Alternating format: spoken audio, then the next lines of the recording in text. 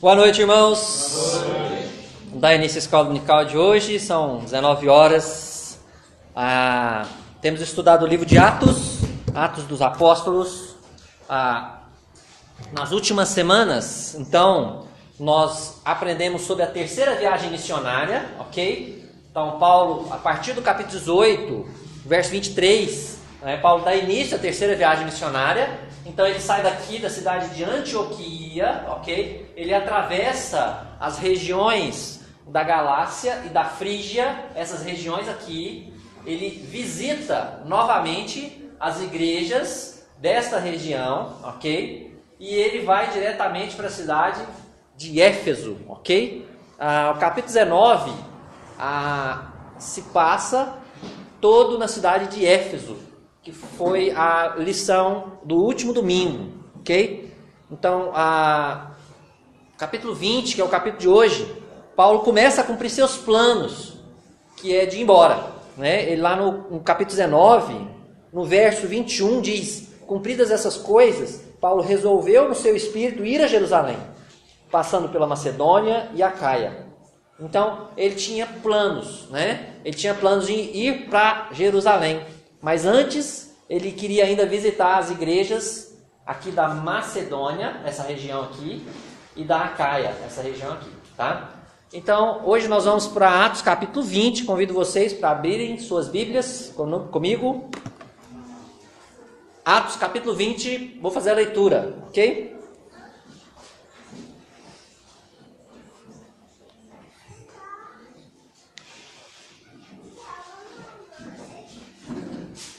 Atos capítulo 20, versículo 1. Cessado o tumulto, Paulo mandou chamar os discípulos e, tendo-os confortado, despediu-se e partiu para a Macedônia.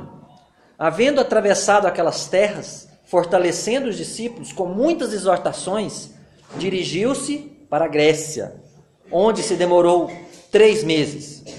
Tendo havido uma conspiração por parte dos judeus contra ele, quando estava para embarcar rumo à Síria, determinou voltar pela Macedônia.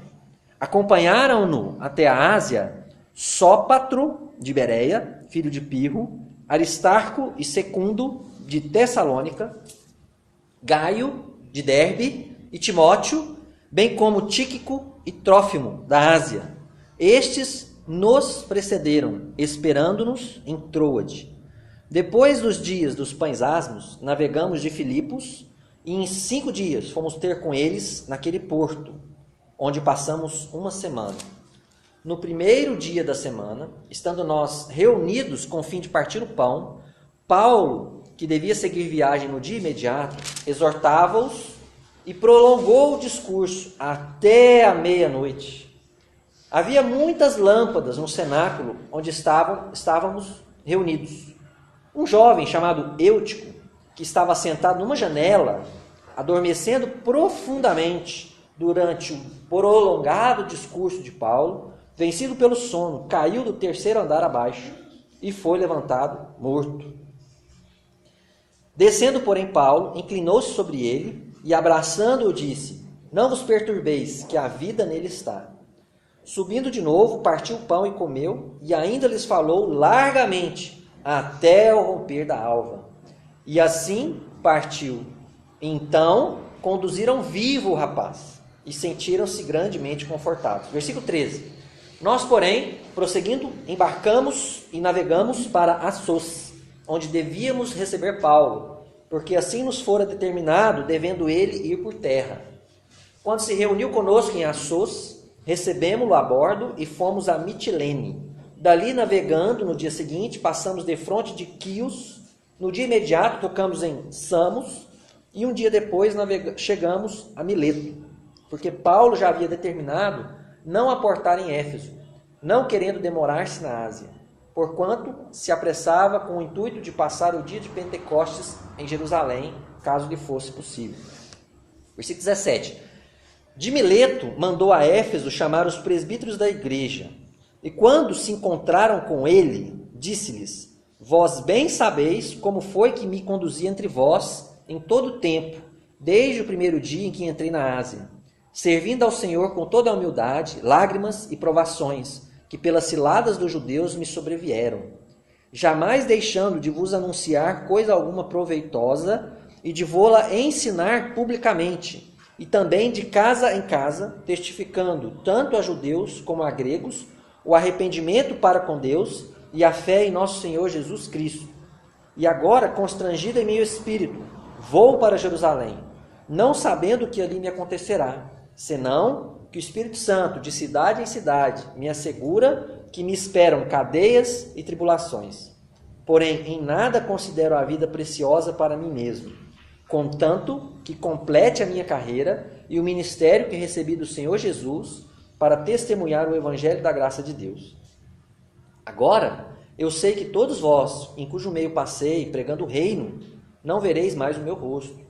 Portanto, eu vos protesto no dia de hoje, que estou limpo do sangue de todos, porque jamais deixei de vos anunciar todo o desígnio de Deus. Atendei por vós e por todo o rebanho, sobre o qual o Espírito Santo vos constituiu bispos, para pastoreardes a igreja de Deus, a qual ele comprou com o seu próprio sangue.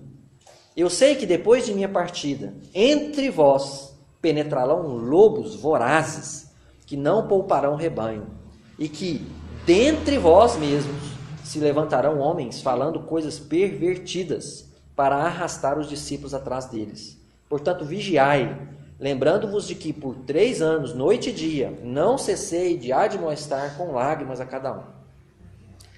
32.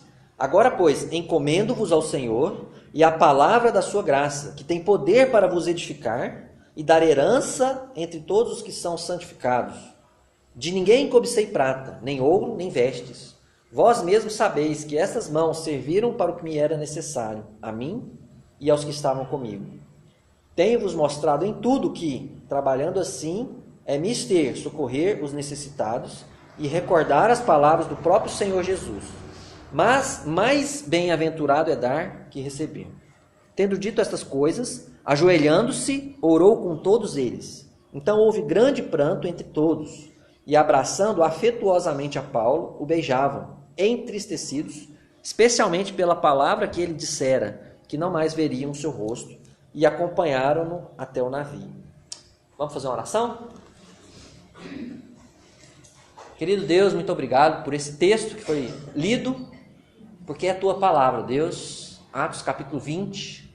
Eu peço que o teu Espírito possa nos ensinar através dessa explicação agora, Pai. E que o Senhor, o Espírito, possa aplicar os princípios da tua palavra em nossos corações nessa noite, Pai. E nos desafiar a viver uma vida que te agrada, segundo o seu querer, segundo a sua palavra, para a tua glória, em nome de Jesus. Amém. Vamos lá, queridos irmãos. Algumas perguntas aqui para a gente compreender o texto, tá? O que aconteceu após o escrivão da cidade, lá de Éfeso, acalmar a multidão e cessar o tumulto, de acordo com o versículo 1? O versículo 1 do capítulo 20, o que aconteceu logo após o escrivão de Éfeso ter... Pois é, antes disso, diz aí o versículo 1, que ele chamou os discípulos, não é? Paulo confortou os discípulos, e aí sim, ele deixou a cidade de Éfeso, tomando o rumo da Macedônia, conforme ele já tinha dito que faria, né? Então, interessante isso aqui, a gente vai ver daqui a pouquinho um pouco mais, né? O que foi que Paulo fez? Ele confortou os discípulos. Ele estava saindo por causa da perseguição contra ele, né? Lembra do tumulto que aquele homem chamado Demétrio fez lá no teatro de Éfeso. O teatro de Éfeso, segundo os historiadores, cabiam entre 20 mil a 50 mil pessoas. A gente não sabe quantas pessoas tinham no teatro, tá? A Bíblia não fala quantas pessoas tinham no teatro. Mas ele reuniu uma multidão naquele teatro, muita gente, gritando durante horas, grande é a Diana dos Efésios. E eles queriam pegar Paulo. Eles queriam pegar Paulo, porque Paulo estava, irmãos, pregando que aqueles deuses lá que eram feitos, aquelas miniaturas, não eram deuses de verdade, lembra disso? Então eles estavam revoltados, porque eles estavam acabando com o lucro dos artesãos, dos artífices, e queria dar um jeito em Paulo. Né? Então, Paulo estava saindo da cidade por conta disso, e ao invés das pessoas confortarem Paulo, não, Paulo é que confortou os discípulos. Né? Então, interessante, nós vamos falar um pouquinho mais. O que Paulo fez, irmãos, ao passar pela Macedônia? O que diz o versículo 2? O que ele fez?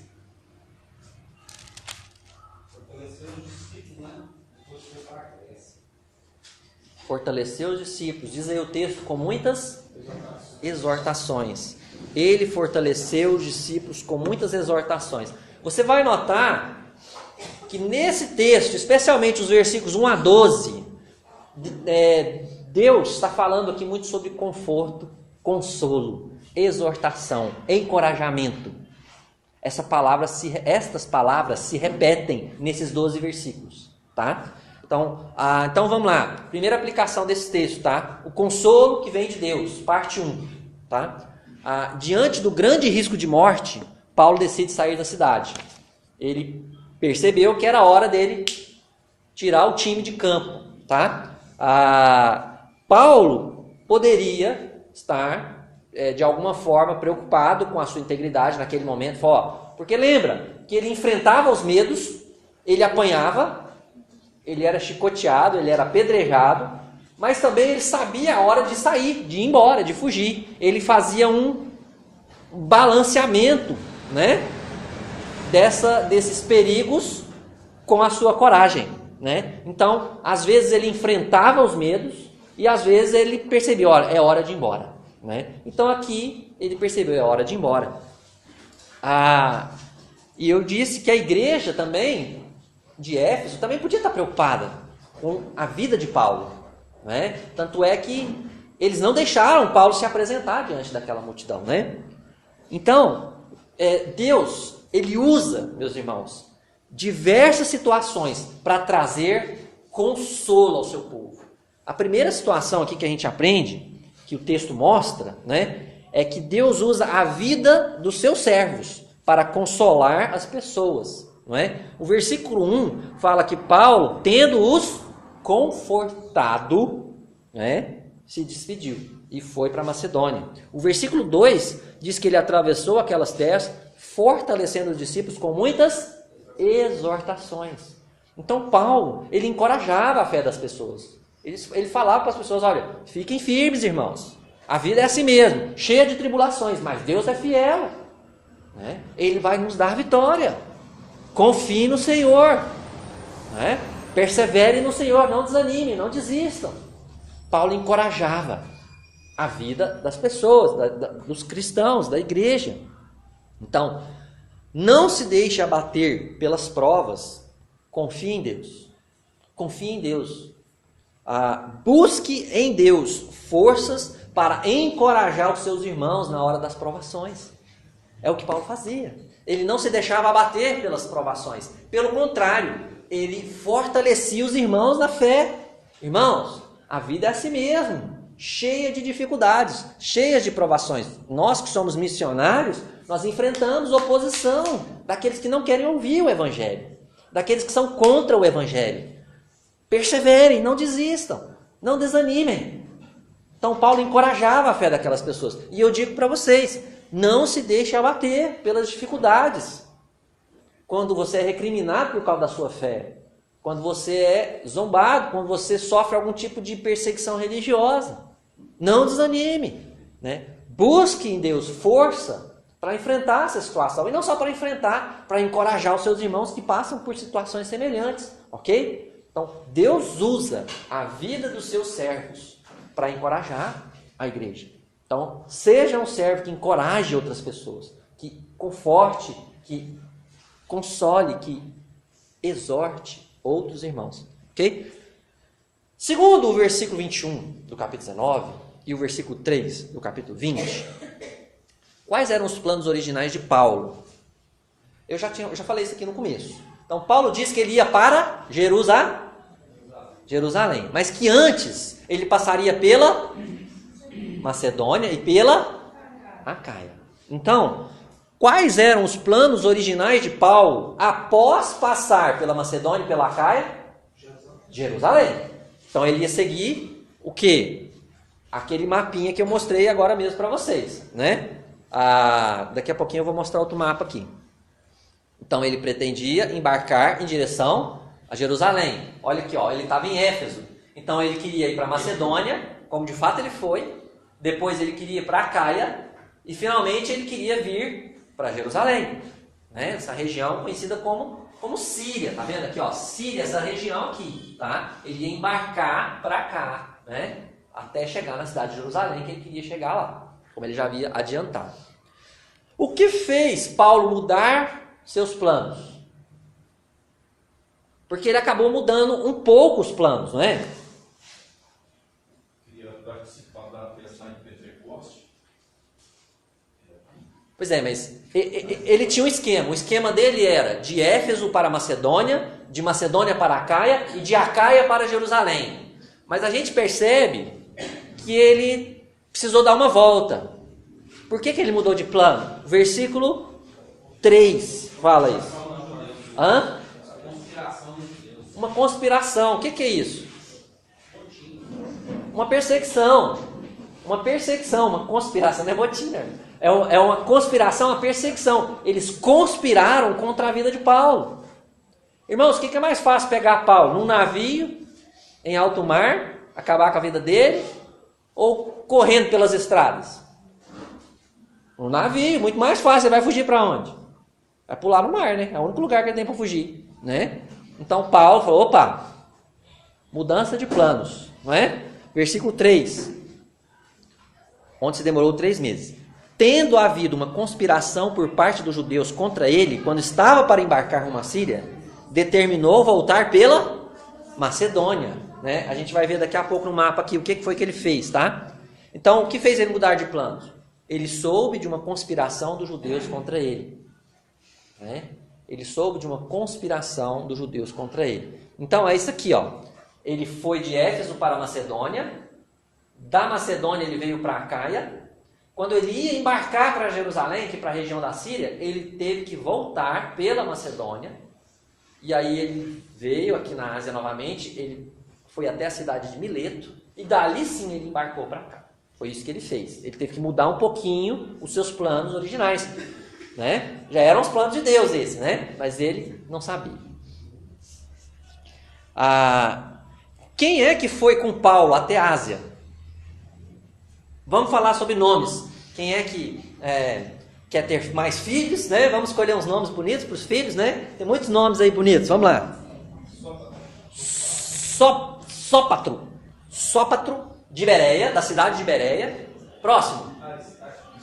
Aristarco e Secundo, da cidade de Tessalônica. Esse Aristarco, irmãos, ele foi um dos que foi preso, foi pego pelos gentios, pela multidão lá de Éfeso, né? Aristarco e Gaio foram pegos e levados lá para o teatro, né? Arrastados, né? Era companheiro de Paulo.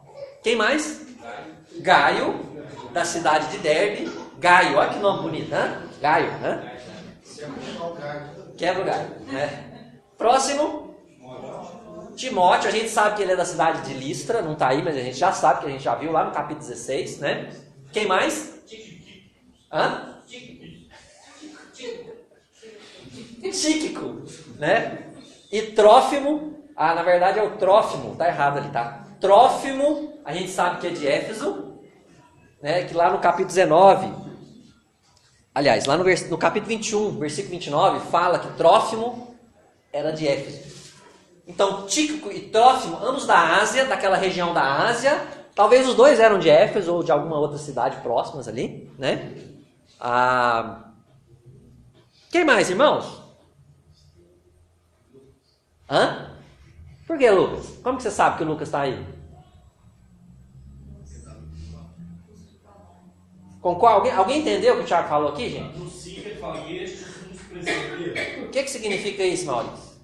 Está narrando que eles nos precederam. Agora essa palavra vem colocada. Não, eu entendi o seu raciocínio, Maurício. Quem é o autor de Atos? O autor de Atos é Lucas. Então, quando ele falava, esse nos precederam, Lucas está nessa história também, né? Lucas, ele apareceu, vocês se lembram, lá no capítulo 16, do versículo 10 até o versículo 17, na segunda viagem missionária, na cidade de Filipos. Na cidade de Filipos. Quando Paulo saiu de Filipos, o texto do capítulo 16, 17 já volta para o singular, primeira pessoa do singular, ou terceira pessoa do singular. Não usa mais o plural, nós. Lucas já não estava mais presente, né? E aqui Lucas aparece de novo, olha só, versículo 5. Estes nos precederam, esperando-nos em Troade. Depois dos dias dos pães asmos, navegamos. De onde? De Filipos. Lembra que eu tinha falado isso? Lá no capítulo 16, falou, ó, provavelmente o texto sugere que Lucas tenha ficado em Filipos até a terceira viagem missionária, né? Ou pelo menos ele ficou lá naquela época e agora aparece de novo na mesma cidade de Filipos, né? Então, Lucas que estava possivelmente, tá, em Filipos. Ele estava presente quando o jovem caiu lá em cima da janela. Vamos chegar lá daqui a pouco, irmão. Importante isso. É muito importante essa pergunta. Belisca ela não, irmão. Vamos lá. Agora uma pergunta. Eu quero ver quem é que vai responder essa pergunta aqui, tá? Por que, irmãos, estes homens foram com Paulo até a Ásia? Pelo menos até a Ásia.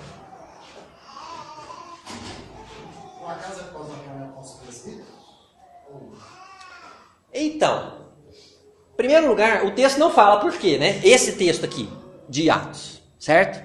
Mas, se você segura o seu dedinho aqui em Atos e me acompanha até 1 Coríntios, capítulo 16, comparando os textos bíblicos, a gente vai descobrir o porquê. Sabia? 1 Coríntios 16 diz o seguinte, versículos 1 a 5.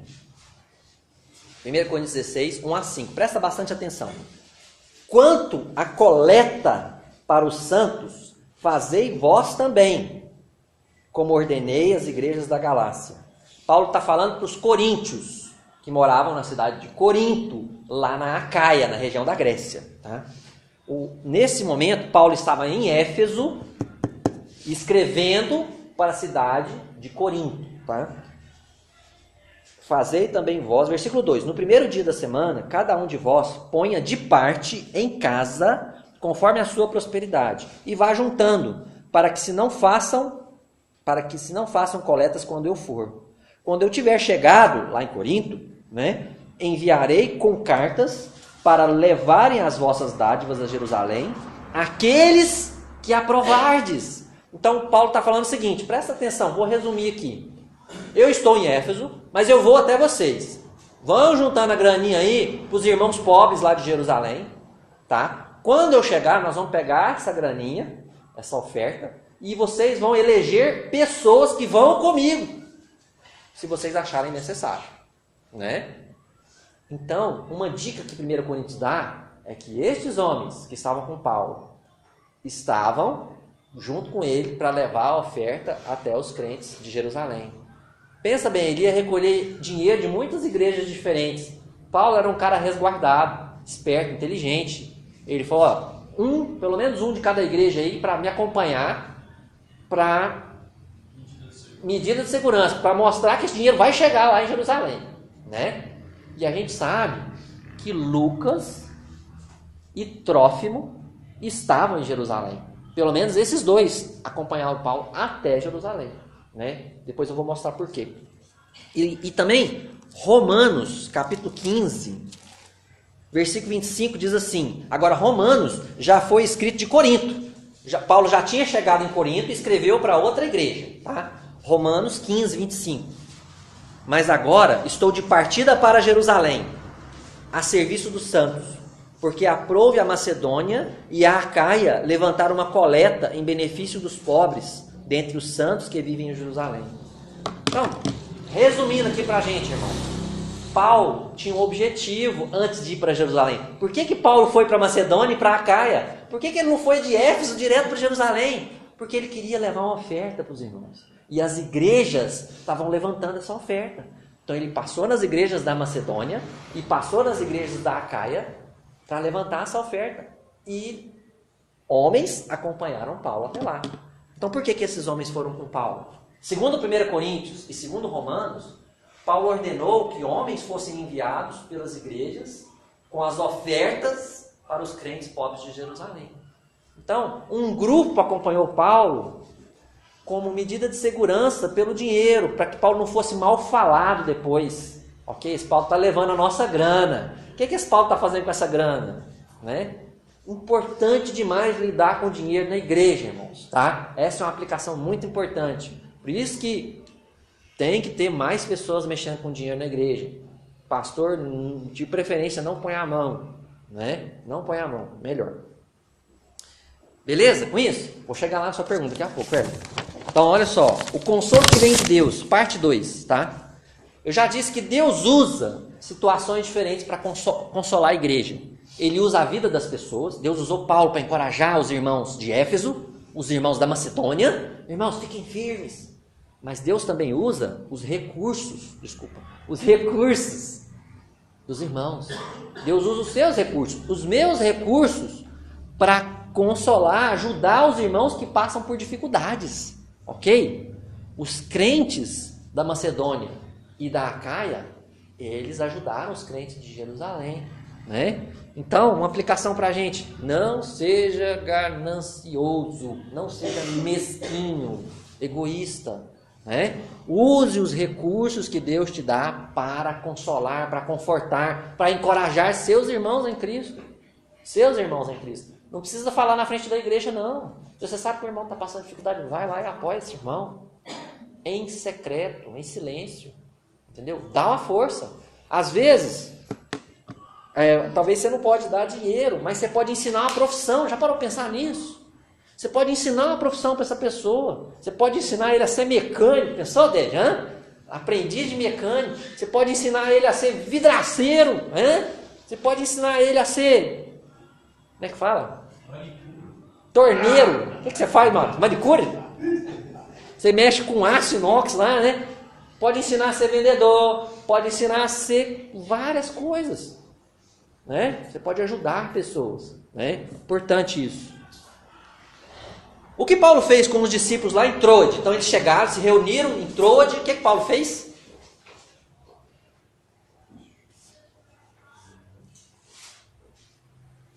Versículo 7. O que eles fizeram? O que eles fizeram? Tomaram o quê? Partiram o pão, tomaram a ceia. Ceia de comunhão, ceia do Senhor. Eles tomaram a ceia juntos. Vocês prestaram atenção no dia que eles tomaram a ceia? O dia da semana? Domingo, primeiro dia da semana. Interessante isso, né? Eles já não se reuniam aos sábados. Eles se reuniam no domingo. Né? Celebrando a ressurreição de Cristo. Né? O dia que eles chamavam o dia do Senhor. Por que dia do Senhor? O dia que o Senhor ressuscitou. Por esse motivo. Né? Então, eles se reuniram para tomar a ceia. E o que Paulo fez então? Paulo mandou chamar quem? Paulo mandou chamar quem? Os presbíteros da igreja de... Tá aí no versículo, gente?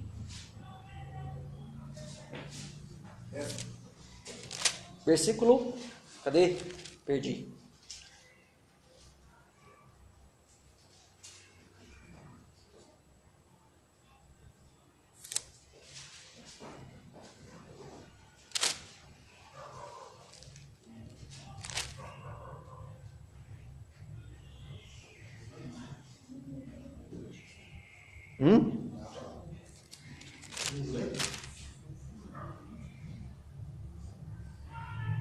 Desculpa. Estou confundindo a situação aqui, tá? Então, Paulo tomou a ceia do Senhor com eles, correto? E aí, o que Paulo fez? Diz aí o versículo 7. Ele exortava, é a mesma palavra, para consolar, ok? Para confortar, para encorajar. Ele exortava e prolongou o seu discurso até... Gente, né? Tem gente que fala que tem pastor aí que prega muito e tal, você não conhece Paulo, né? Até meia-noite. A primeira parte, né? Depois lá teve a segunda parte, né? Então, o que eu quero passar para vocês aqui com isso, tá? Aqui, ó, Paulo exortava os discípulos através da palavra de Deus. Ele estava ensinando a palavra de Deus, tá? Consolo que vem de Deus, parte 3. O consolo que vem de Deus, parte 3. Deus usa a vida dos seus servos para consolar a igreja. Deus usa os recursos dos seus servos para consolar a igreja. E Deus usa a palavra dele para consolar a igreja, não é? As palavras exortar, encorajar, consolar e confortar são sinônimas, ok? Encorajar, exortar, confortar, consolar tem o mesmo significado na palavra de Deus, ok? Quando você for encorajar alguém, não fala assim não, ô irmão, eu vou orar para você, vai dar tudo certo, né? Vai dar tudo certo, depende do que você quer dizer com isso, né? Porque às vezes você está querendo dizer para a pessoa, não, você está doente, você vai sarar, vai dar tudo certo. Você não sabe no dia de amanhã. Não foi assim que Paulo encorajou as pessoas. Paulo encorajou através da palavra de Deus, ok? Porque a gente não sabe, a Bíblia fala, a gente não sabe o que vai acontecer no dia da manhã, né? Então a gente tem que tomar cuidado com a gente for falar com colocar as nossas palavras, né? Igual eu falei antes, Paulo encorajava os irmãos, falando, não desanimem, fiquem firmes. O encorajamento dele era para perseverar, né? Perseverança, né? Agora ele usa a palavra de Deus para encorajar o que a palavra diz, ok? Então, quando você for encorajar alguém, use a palavra de Deus. Use versículos, promessas de Deus. A Bíblia fala assim, em 1 Coríntios 10, 13, que não vos sobreveio tentação que não fosse humana, mas Deus é fiel, não permitirá que sejais tentados além das vossas forças. Olha que promessa. Pelo contrário, juntamente com a tentação vos proverá livramento e escape, de sorte que possais suportar. Então, se você é crente em Cristo Jesus, se você nasceu de novo, se você tem o Espírito Santo, Deus vai te dar forças para você vencer as provações, para você passar por elas. Deus não promete que vai te livrar de todas elas, não é? Então, isso é encorajar de acordo com a palavra de Deus. Cite promessas, versículos bíblicos. Na hora que você for encorajar alguém, para isso, você precisa estudar a Bíblia. Por isso nós temos escola dominical, por isso nós temos culto, por isso nós temos reuniões, estudos bíblicos, discipulados, para a gente estudar a Bíblia. Você não vai encorajar ninguém se você não estudar a Bíblia. Não vai dar conta. Então, estude a Bíblia, que Deus quer te usar para encorajar seus irmãos, ok? Vamos lá. Que fato inusitado aconteceu nos versículos 8 a 12. Então, eles estavam lá em Troade, certo? A cidade de Troade. Não, agora sim. Eles saíram de Troade. Vamos por parte. Eu tô com a minha página virada aqui, tá? Eles estavam em Troade, né? E havia muitas lâmpadas no cenáculo, lá no salão, na sala onde eles estavam reunidos. Quer dizer, não estava escuro, né? Estava bem claro, bem iluminado, né? E aí um jovem chamado Eutico, mais um nome para a sua lista, viu? Ele estava sentado aonde? Terceiro andar, né? Não é, tá vendo? Ô mãe, pai, cuidado, não deixa o filho sentado na janela, né? Já é uma dica, né? Principalmente se o pastor estiver pregando, não deixa o filho na janela, tá? E aí Paulo se empolgou e estava todo mundo animado, porque Paulo estava indo embora, né? Um momento especial ali. E o que aconteceu com o jovem? Dormiu mesmo, dormiu muito, né? Dormiu e aí ele caiu e morreu. A Bíblia fala que ele morreu. Paulo ressuscitou um jovem que havia caído da janela. Aí a pergunta do Eber: como podemos saber se o jovem realmente morreu? Lucas não estava lá? Olha o que diz aí o versículo 9. Caiu do terceiro andar abaixo e foi levantado morto. Isso. Versículo 7, tá? Versículo 7. Estando. Versículo 7. Estando. Nós. Estando nós. Quem é nós? Paulo e Lucas estava lá também. E os demais irmãos que estavam com eles.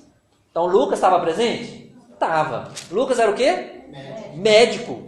Quem melhor do que um médico para constatar se a pessoa estava morta ou não? Né? Só Deus, é claro, né? Mas a pessoa que cai, gente, da janela do terceiro andar, não é? Não teve sinal nenhum vital, caiu lá e morreu. Diz aí o texto, a Bíblia é clara, evidente, versículo 9. Caiu do terceiro andar abaixo e foi levantado? Morto. Agora sim, cara. Né? Morto. Pegaram ele, estava mortinho. Não é? E Paulo ressuscitou ele. Não é? Paulo usou até o mesmo método dos profetas do Velho Testamento. Não sei se vocês lembraram de Elias, Eliseu, né? Deitou, abraçou ele, deitou sobre o corpo e ele ressuscitou, né? Lucas, o médico, estava presente. O próprio Lucas, autor do livro, afirma no versículo 9 que esse jovem estava morto, tá? Consolo que vem de Deus, parte 4, tá? Aqui eu vou encerrar a parte do consolo, tá? Deus usa diversas situações para trazer consolo. Ele usa os irmãos, os servos de Deus, ele usa os recursos dos irmãos, dos servos de Deus, ele usa a pregação da sua palavra e Deus usa o seu poder extraordinário para consolar e confortar. Você crê no poder extraordinário de Deus? Você crê que Deus pode ressuscitar uma pessoa se Ele quiser? Crê ou não? Deus não pode todas as coisas? Ele não é todo poderoso? Mas Deus não faz mais essas coisas. Mas se Ele quiser, Ele faz. Não faz? Se Ele quiser, Ele faz qualquer coisa. Menos pecar, né? Que a Bíblia fala, né? Deus não pode pecar. O resto Ele faz, né? Deus não peca, né? Aí eu te pergunto, você ora para que Deus manifeste o seu poder? Presta atenção onde eu quero chegar, irmãos. Às vezes você está vivendo uma situação muito delicada na sua vida. Às vezes é uma doença terminal, né? Às vezes é um problema que para você não tem solução. Mas para Deus tem solução, né? Eu vou falar mais. Não você, mas alguém da sua igreja, um irmão seu em Cristo. E você ora, Deus, abençoa essa vida, esse irmão meu em Cristo. Cura esse problema de saúde que ele tem. O Senhor pode curar, né? Esse casamento que não tem mais solução, dá solução para esse casamento. Esse filho que está desencaminhado, põe ele no caminho certo. Deus não pode fazer isso, irmãos? E Deus manifesta o seu poder. A gente tem que enxergar isso. Deus tem manifestado o seu poder através das respostas de oração. Através de muitas formas. Mas especialmente isso eu quero aplicar para as nossas vidas, não é? Ore com fé, clame a Deus para que Ele manifeste o seu poder extraordinário para consolar os irmãos. Mas não ora só para a sua vida, não. Não é egoísta.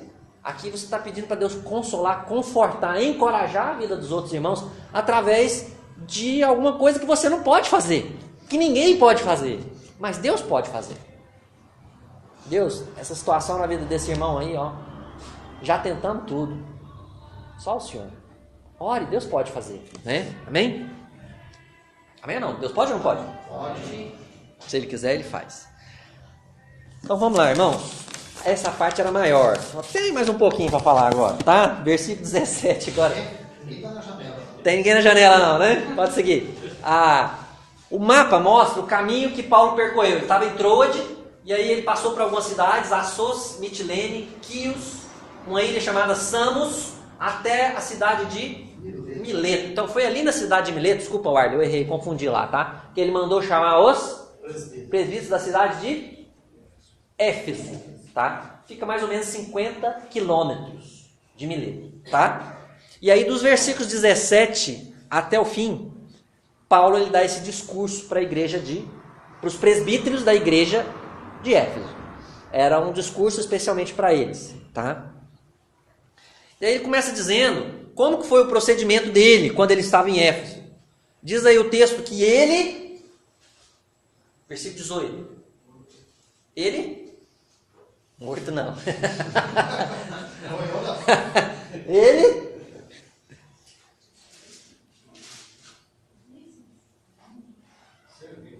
Versículo 19, desculpa. Ele serviu o Senhor com toda humildade, lágrimas e provações. Ele não deixava de anunciar e de ensinar publicamente. Lembra que lá em Éfeso ele foi primeiro para a sinagoga durante 3 meses e depois ele foi para a escola de Tirano e ficou lá muito tempo, 2 anos pelo menos, né? Publicamente, e não só publicamente, também de casa em casa ele ensinava, né? Ele testificava a judeus e gregos o arrependimento e a fé em Cristo Jesus, tá? Ele não...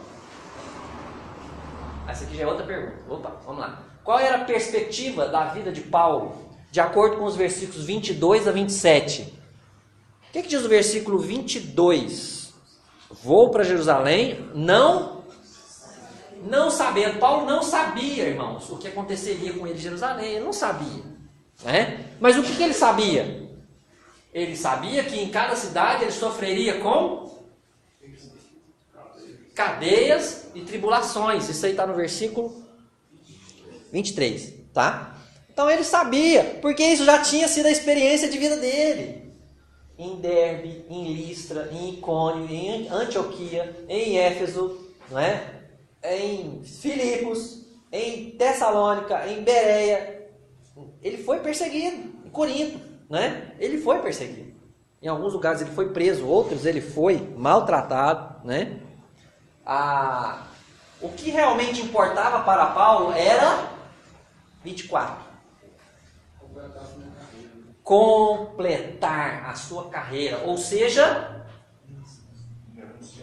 testemunhar o evangelho da graça de Deus. Vamos ler o versículo 24? Porém, em nada, vamos ler comigo? Porém, em nada considero a vida preciosa para mim mesmo, contanto que complete a carreira e o ministério que recebi do Senhor Jesus para testemunhar o evangelho da graça.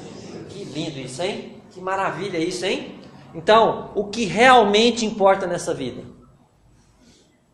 Importa nessa vida quantos carros que a gente tem? Se a gente vem de gravata para a igreja ou se a gente vem de camiseta? Não importa. Importa se eu tiro 2 férias por ano, ou tiro 1 se eu viajo, se eu vou para a praia. Importa, você pode dar um tênis importado para o seu filho, uma escola particular. É lógico, irmãos, que a gente quer dar o melhor para a nossa família, né? Mas o que realmente, no final das contas, importa, é o que mesmo? O que diz aí o finalzinho do versículo 24? É isso que importa. Testemunhar o evangelho da graça de Deus. Eu pergunto para você, você já experimentou a graça de Deus? Você entende o que é a graça de Deus? Graça é aquilo que você recebe, mas não merece. É um presente merecido. E aqui Deus está falando sobre a salvação. Deus está falando sobre o perdão de pecados. Você já recebeu o perdão dos seus pecados? Você já se converteu a Cristo? Você sabe o que é isso? Você já se ajoelhou perante Ele e falou: Senhor, eu sei que sou pecador, que eu sou pecadora, que eu preciso do seu perdão, porque sem o seu perdão eu não vou entrar no céu. Jesus veio ao mundo para morrer por todo aquele que nele crê. Eu só preciso crer que Ele fez isso por mim e me arrepender. Lembra que Ele falou lá que Ele testemunhava? Anunciava o arrependimento para com Deus e a fé em nosso Senhor Jesus. Arrependimento e fé é o que Ele espera de você e de mim. Se você não experimentou isso, está na hora de experimentar hoje. Está na hora de tomar uma decisão por Jesus hoje, né? Senhor Jesus, se eu entendi isso, se você entendeu isso, faça uma oração, fala: Senhor Jesus, eu quero experimentar a Tua graça hoje, o perdão dos pecados. Se você já experimentou isso, eu quero te desafiar a fazer o que Paulo fazia. Fale para as pessoas o que Jesus fez em sua vida, como Ele mudou sua vida das trevas para a luz. Anuncie o Evangelho. Olha, fale de Jesus cada semana, cada dia, por que não? Não como obrigação, eu tenho que falar, mas como um prazer da sua vida. Uma coisa que flui naturalmente de um coração que foi perdoado, não é? Dá um testemunho de fé, faça um compromisso com Deus. Deus, eu preciso disso, me ajuda a testemunhar a fé do Senhor Jesus, o amor do Senhor Jesus, a salvação do Senhor Jesus. Nos versículos 28 em diante, tá? Versículo 28 a 32, Paulo ele vai fazer um desafio para os líderes da igreja. Paulo fala assim, ó, atendei por vós.